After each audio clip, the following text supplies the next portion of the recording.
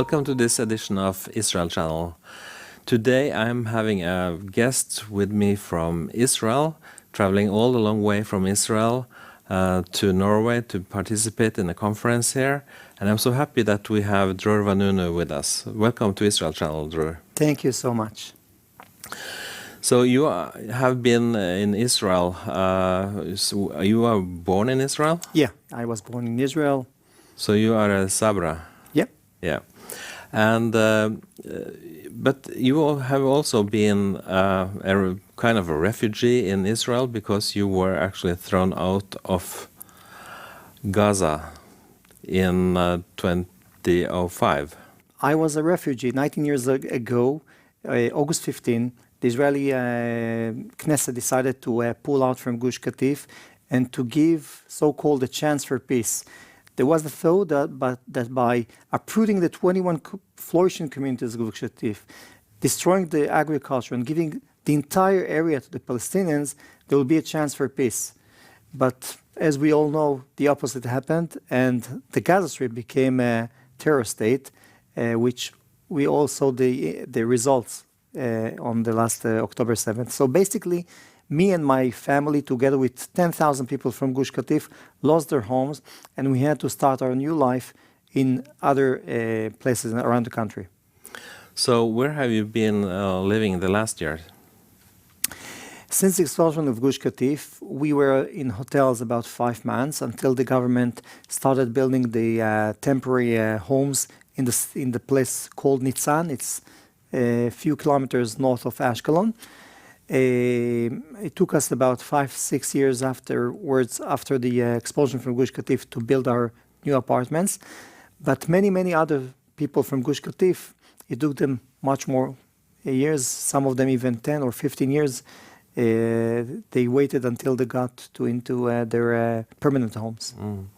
So back in 2005, everyone was talking about that peace will come to the region because now the Israeli will, pull back from Gaza, and the idea was that the Gaza Strip would become, New Singapore or whatever, and the Riviera of the Middle East and so on. But this never happen. Yeah. Yes, I remember 2005, hundreds of journalists from all over the world were coming and covering the story of the expulsion from Gush Katif. And the expectation was that since it's only a land battle, once the Jews won't be there, although it's a racist thing to say that if you want to achieve peace, you need to have the area judenrein, a place without Jews. But the thought was that if we pull out the people from Gush Katif, everything will become easier and there will be a chance to build a better life with the Palestinians because they won't have any more arguments with Israel. And the opposite happened because, as you just mentioned, if somebody thought that Gaza will become Singapore or Hong Kong, the opposite happened. The Palestinians took all the money and they got billions of dollars from the entire world. This money went for weapon industry. This money went to build underground and tunnels, and all the money was for one target, to find the moment when they can hit Israel and kill as much as more Jews. I remember, from visiting Sderot, the closest city to Gaza. There were from Gaza. They sent a lot of Qassam rockets, small rockets, which some people would say it's like a firework thing, but it's a totally deadly thing if it hits in a car or inside the house. This happened, just after Israel pulled out from Gaza. And how has that affected the region around Gaza, all these rocket attacks that have, come in waves? Yeah, not even one single day passed since the expulsion from Gush Katif and the decision of the Palestinians to continue with the battle against Israel. I think a few months after the pullout from Gush Katif, against Sderot was targeted by missiles. The communities surrounding the Gaza Strip were targeted. And every time there were clashes between Israel and the Hamas, they were shooting missiles with a higher and bigger range of missiles. At the beginning only to Ashkelon, then Ashdod, and Tel Aviv. And it became much more weapon. And the fact was that in the last 19 years, Hamas will become a moderate ruler of the Gaza Strip, and let's give them more money, let's allow more Palestinians to get work in Israel. They will get nice salaries. They can go back to their homes and say, okay, Israel is nice. Let's stop with the terror. But unfortunately, the opposite happened. For us as Western people, we always think that when you're nice to your neighbor, he will behave the same to you. And the opposite, they saw our gestures as weakness. And that brought to the incidents of the October 7th. Yeah. When we are talking about October 7th, that was, a kind of a culmination of a long period with after pulling out and showing kind of weakness. But you also say that the Israeli intelligence, they didn't think that they were going to attack, but they were wrong. It came a major attack on October 7. And how was this? How did this be experienced by you as an Israeli? First of all, about the intelligence, let's again, as I mentioned, in our Western point of view, there was no reason to attack Israel by the Hamas because they got much better money. They were the ruler. They were supposed to get a better life for their own civilians. And why shall they start with attack? Okay, let's say they killed on the first day 1,200 people. Let's say it was much more successful. Let's say they were killing 3,000, 4,000, 5,000. What was the reason of that? So in our point of view, of many Israelis, there was no reason for the Hamas to start this attack. But in their own eyes, for them, it's part of becoming martyrs, part of the way to destroy Israel step by step. And that's the reason why our intelligence failed to understand that although they didn't have a chance to destroy the country, but for them even to kill people, to kidnap people, to humiliate people, that was enough for them. In my point of view, 7 October was a disaster. That morning I was already at the synagogue. 6:29 I was already at the synagogue, and first time we heard the siren coming, and we didn't know what's happening, and we ran away from the synagogue to the shelter, and after 2 minutes we went back to the synagogue, and again another siren. So we went again to the shelter, and again and again and again. So we had like dozens of sirens that morning, and about 45 minutes after the attack started, around 7:15, one of the boys, son of one of the people who were praying with us, came with uniform, and he showed his father, look what's going on in Sderot. Palestinians have entered the city of Sderot with trucks filled with terrorists with machine guns, and they're shooting and killing people in the streets. We didn't believe. We thought probably it was something very only in Sderot. We didn't realize that it was such a large attack, and we went back home, opened the news, opened our cell phones, because the city council asked all the people not to celebrate Simchat Torah, not to go to the synagogue. Close the doors because there might be a Hamas attack, and be careful. And we opened, and step by step we have realized that it was such a massive and big attack on Israel. So from the municipality, they were broadcasting this, or how did you know that they were saying when you don't have the phone? Yeah, so basically they were passing by the streets and announcing the people, stay at home, open your phones, because this is our community is a religious community, and in Shabbat and holidays we are not using any electricity. I mean phones or other sources. So people had to open their computers and phones and to see what's going on. So you think that also Hamas took advantage of this situation, knowing that a lot of Jews, they were not, updated, news by the news, because they were not listening to radio, they were not having their phone. No, I'm not sure, because after they shot on the first day, I think 3,000 missiles toward Israel. So everybody in Israel knew something was happening. You don't need to open the phone when you hear dozens of sirens again and again. But I think that they took advantage of the fact that it was Simchat Torah, it was the holiday season in Israel, and many soldiers and commanders were in their homes, because the army wanted to give as much as more soldiers the opportunity to be with their families. The reason why I'm talking about this is that on October 7, I was in Netanya in my hotel room, and I was checking my phone, and I saw that something was happening.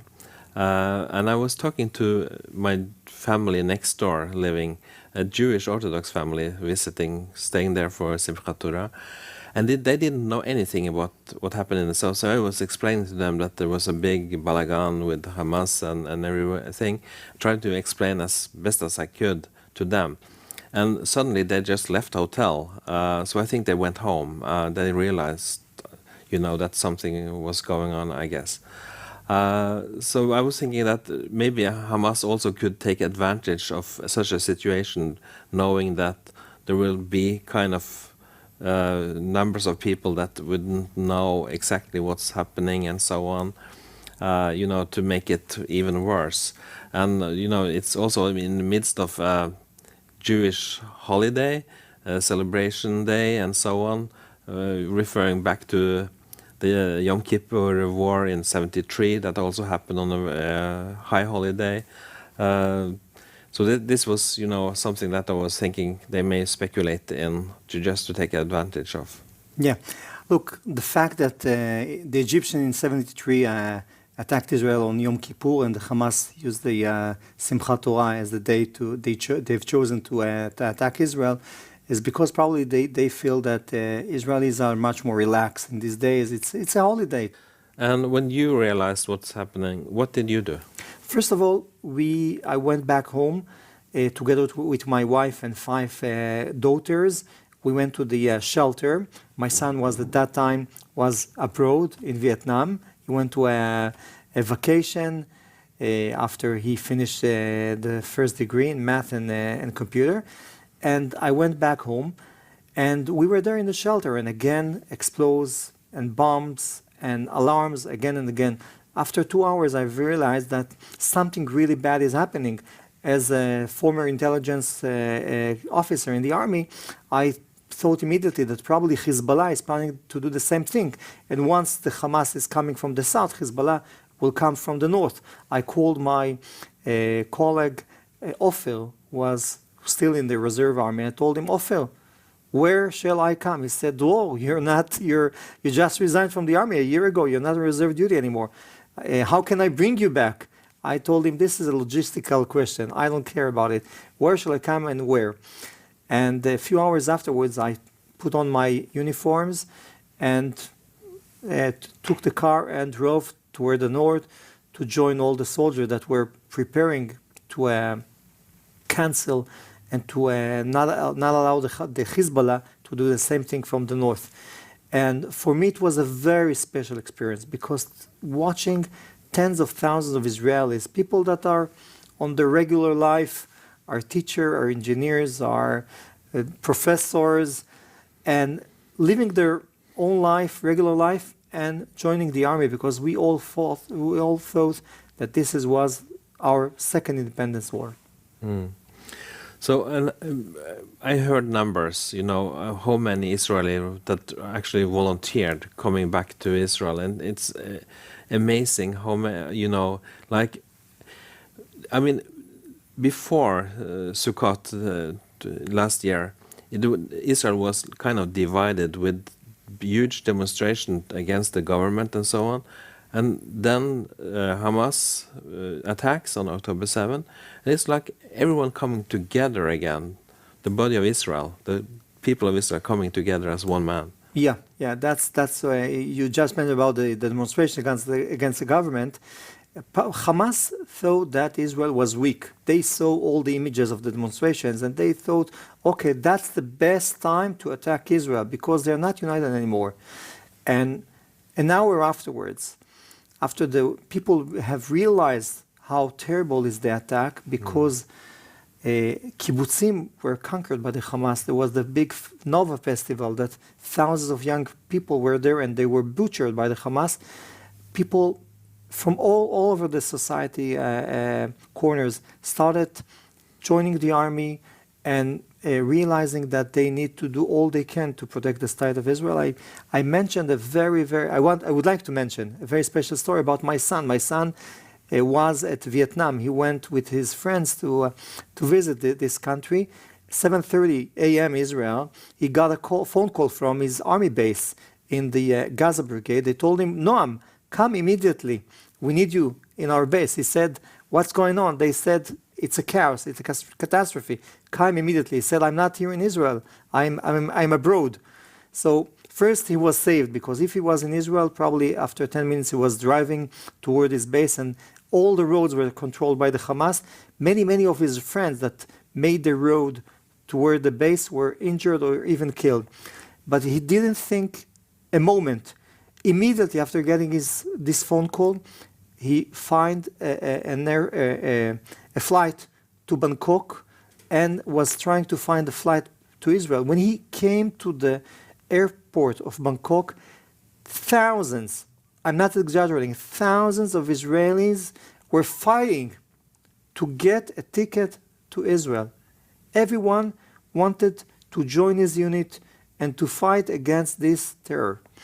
And the day after, it took him about 24 hours to get a flight. He paid thousands of dollars to pay this ticket.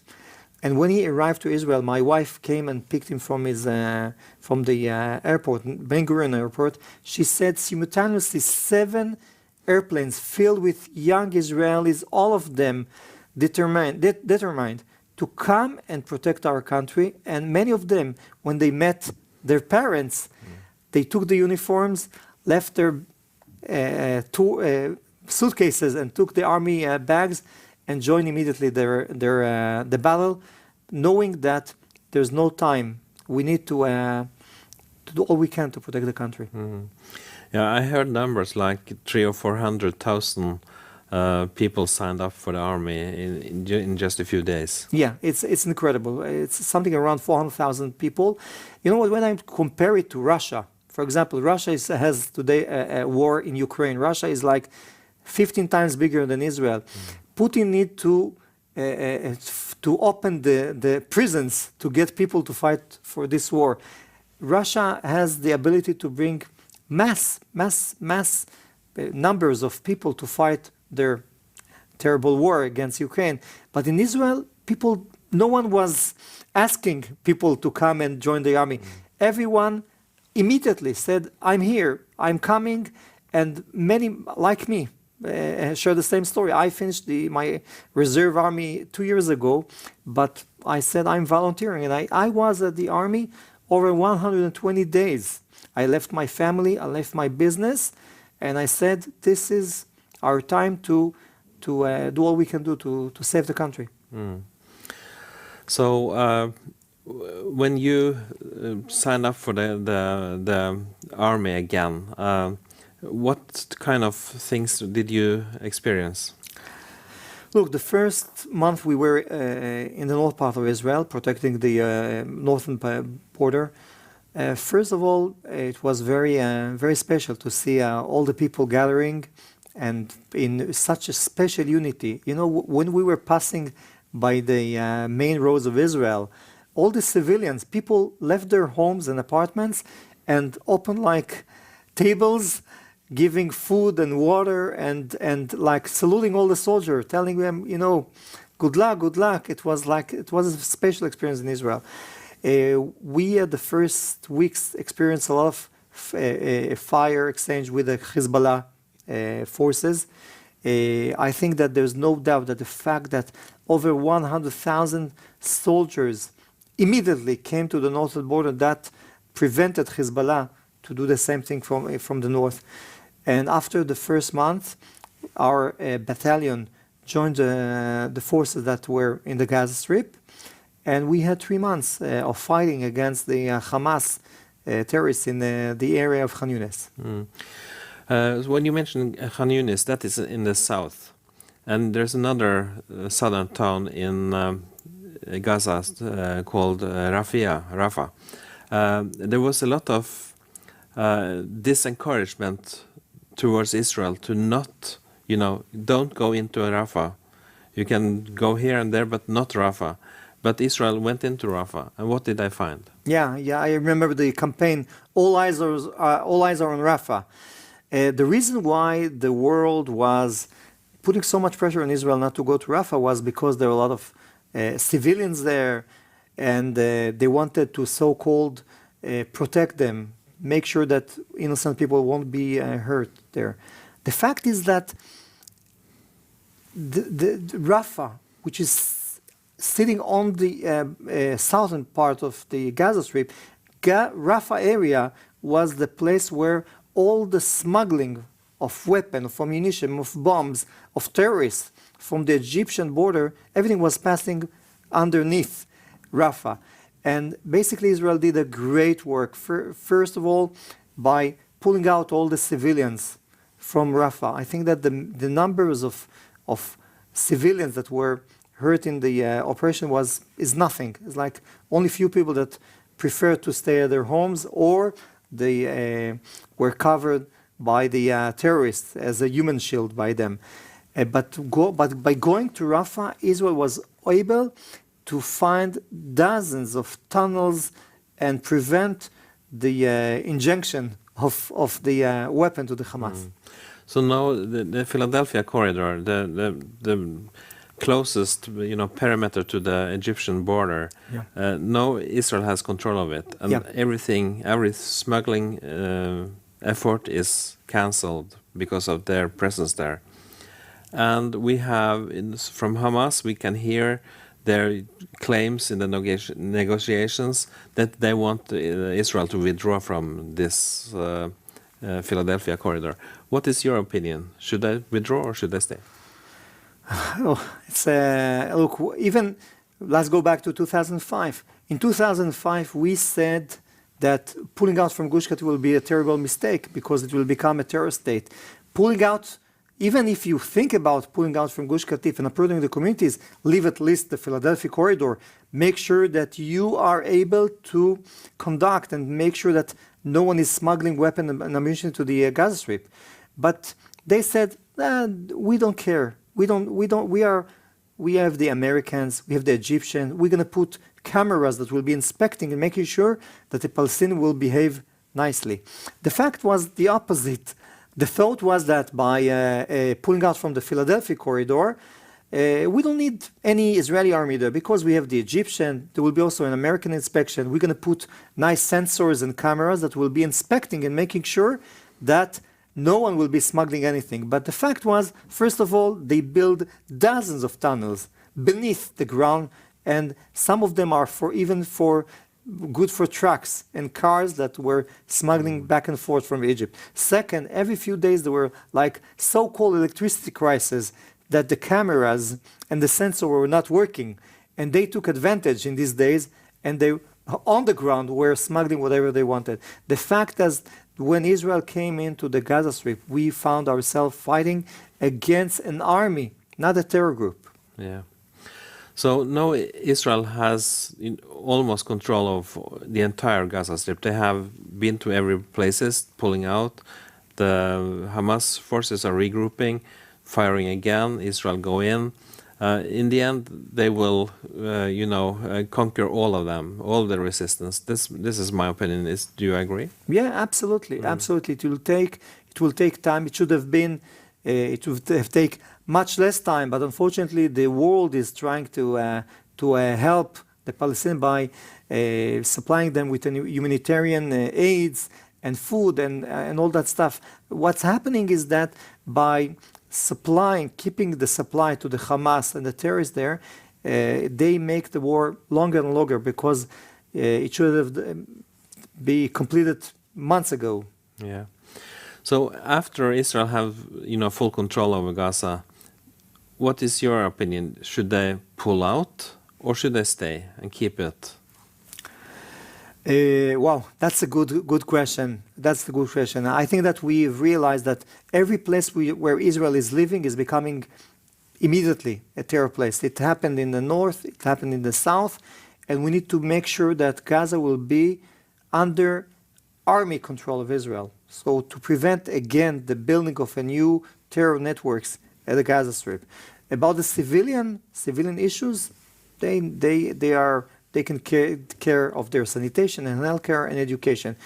The massive efforts that Israel must lead is this Nazification of Gaza. Gaza today is like Germany in 1945 and Japan in 1945. These are places filled with hatred, with barbarians attitude toward Israel and the West, and Israel must do all efforts together with our allies in the West and also in Arab countries like the Emirates and Saudi Arabia to find the way to make the population much more peaceful and normal.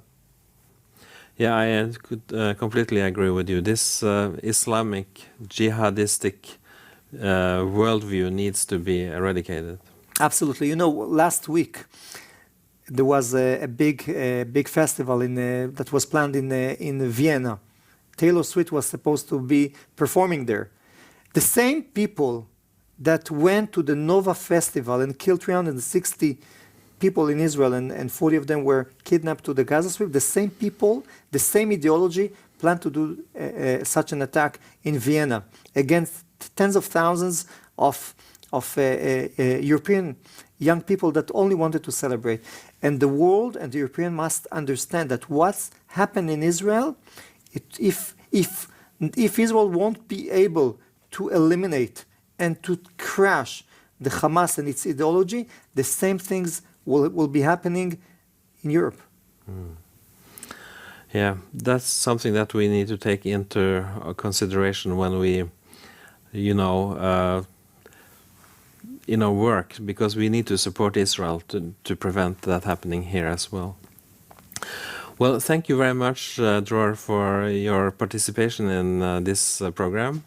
I appreciate your work, and we support you, and we love you, and we are standing beside you. Thank you very much. Thank you, my honor. Well, thank you very much for following us through this program. I hope you have enjoyed this conversation that I had with Dror Vanunu, and I'm happy to see you again next week. Thank you for now. God bless you.